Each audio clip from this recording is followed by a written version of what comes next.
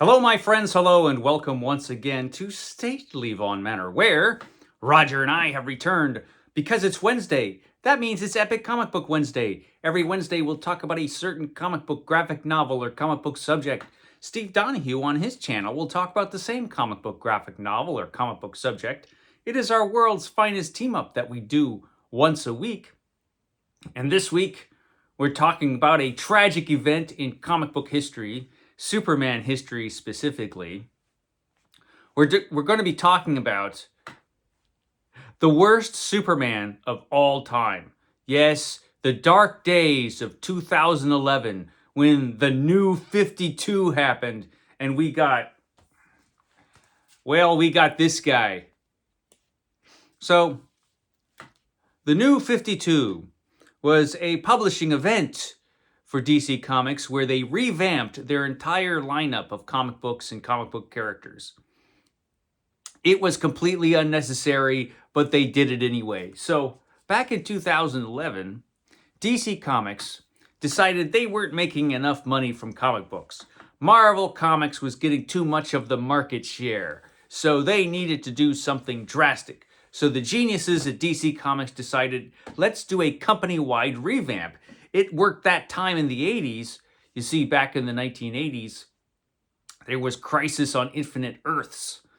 And that completely revamped the line. Because of similar reasons, Marvel was selling too many comic books, DC wasn't selling enough comic books. And so they revamped everything with Crisis on Infinite Earths.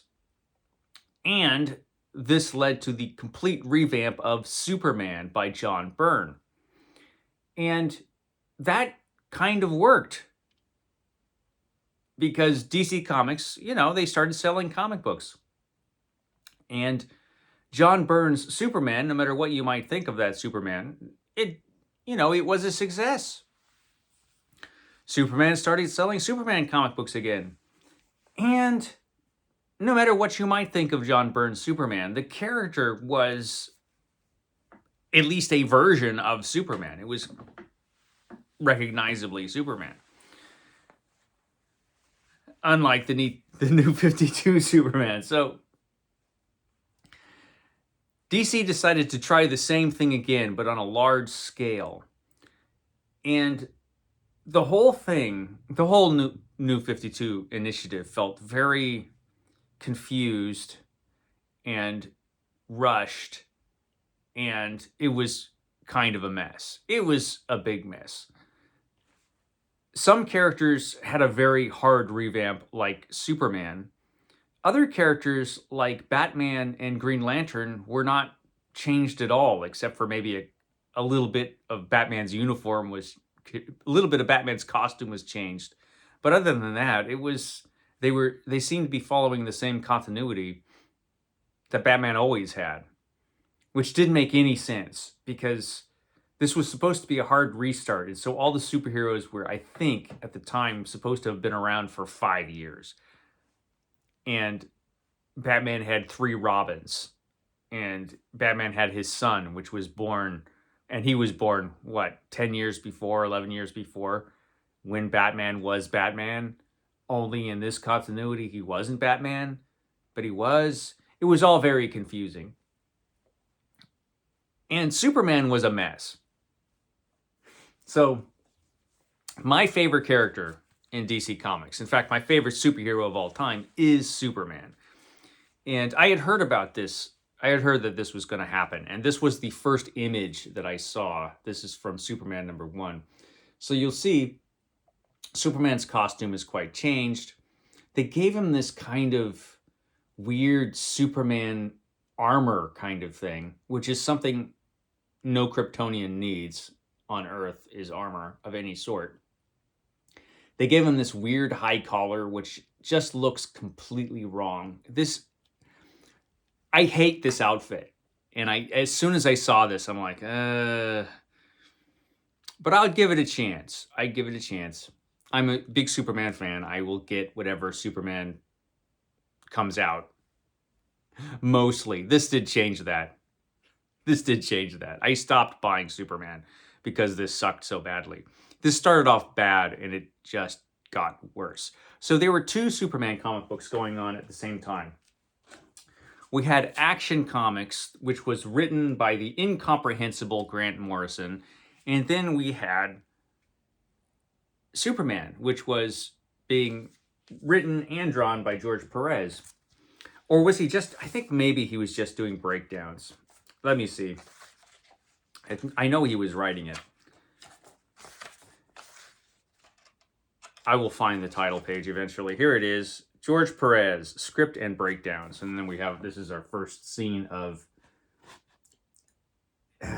Superman with his stupid hair and his dumb costume. So we had two Superman comic books going on at the same time. Now the problem was they had decided with Superman to do this hard reboot. And so they're going to jettison Superman's history and start over, but not exactly. They didn't exactly do that. The way they were doing it was in Action Comics in the beginning, they were telling the early days of Superman. And in Superman, it was supposed to be, many years later. And so there were two different times going on here. And the incomprehensible Grant Morrison wasn't telling anybody what was going on in his Superman in the early days of Superman, including Perez. So Perez was walking into this comic book trying to write it, and he had no idea anything about Superman's origin. He didn't know what events happened in Superman's life and what events didn't happen in his life.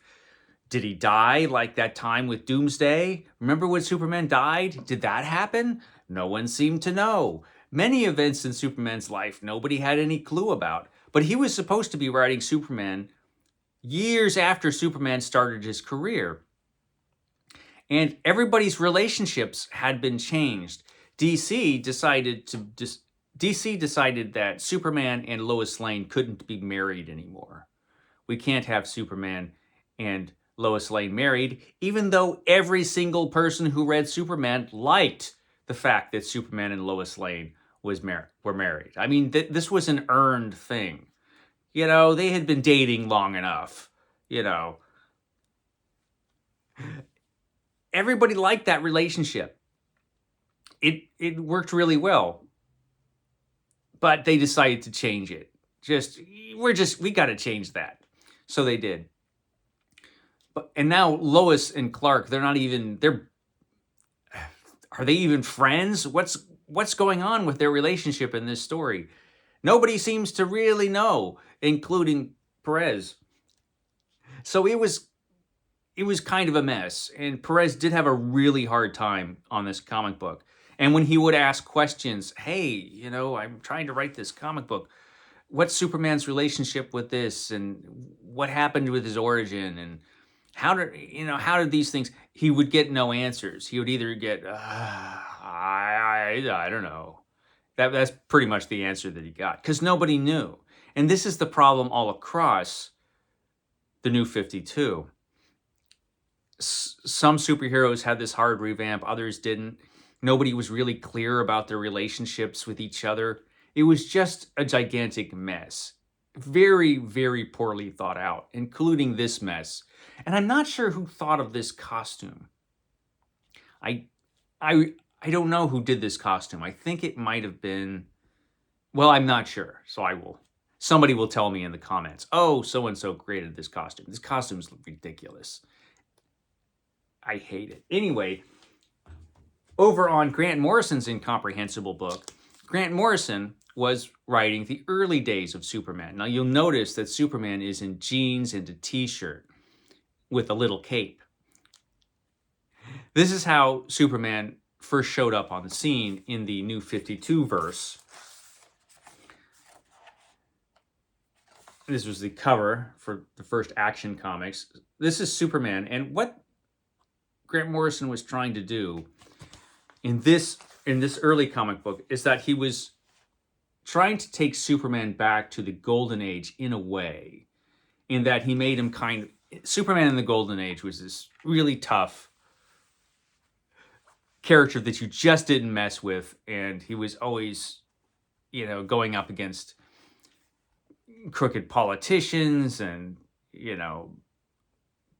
just basic gangsters and street level crime and that kind of stuff. And he would always take the law into his own hands. In fact, he broke the law like all the time. He would kill people, indiscriminately in his early issues. Superman in the 40s was just not a character that you messed with, Golden Age Superman. So Grant Morrison tried to do a version of that. And Superman doesn't have his costume yet. He made up some t-shirts. He's wearing a cape. And that's how Superman shows up. But the Golden Age Superman doesn't really work in the modern world. Superman was a character that was changed over time, and all of those changes made sense. And so trying to take him back to that, it didn't really work. And I didn't really like the whole jeans and the t-shirt thing. I didn't like it at all. Eventually, Superman gets his costume. And eventually, Superman's origin is told. And let's see if I can get to the part where he gets his costume. He gets his Kryptonian outfit.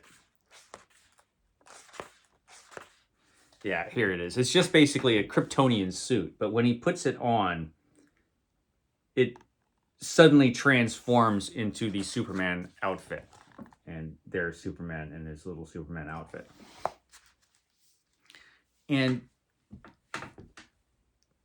it was lame.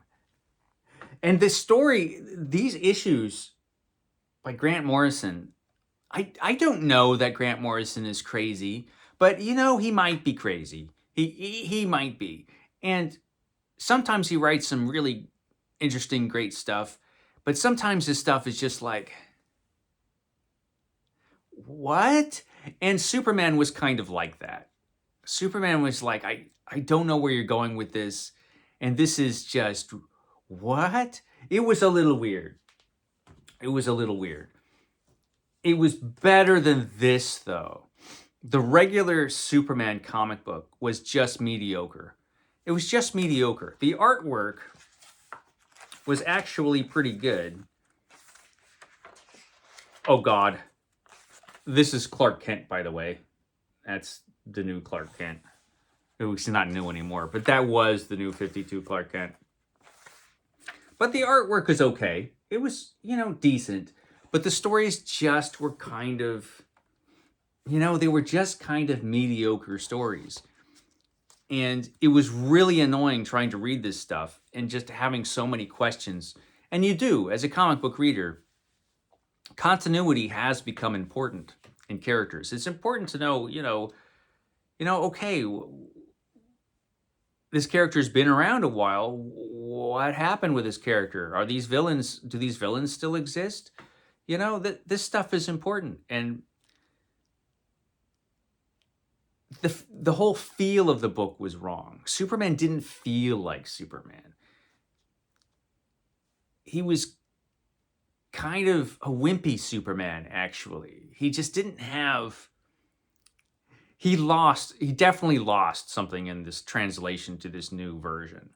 And it didn't help that this version was just so confused. And this is supposed to be DC's main flagship. I know Batman is the most popular character, but Superman is like the main superhero of the whole DC line. And he got basically the worst comic book.